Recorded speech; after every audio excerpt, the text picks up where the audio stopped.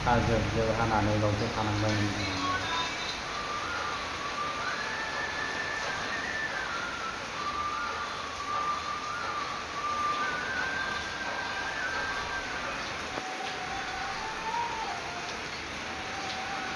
ओंखामबो मोनजायाखै सानसे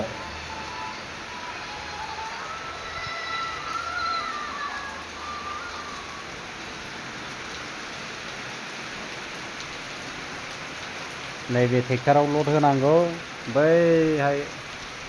आइसार गारियाव जाफैनांगौ बेजों लानानै बिराद गोथौ गोथौ गोदोनि खामानिया बेनो नैबे नायगिरग्रा दंफां नायगिरनानै होग्रा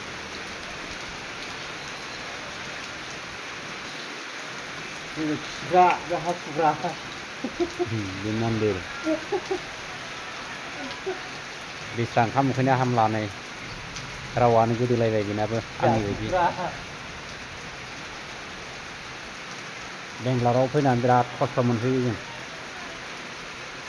कम्पानियाव दाम खमखाय मावाखिसै दंफां हानो फैनाया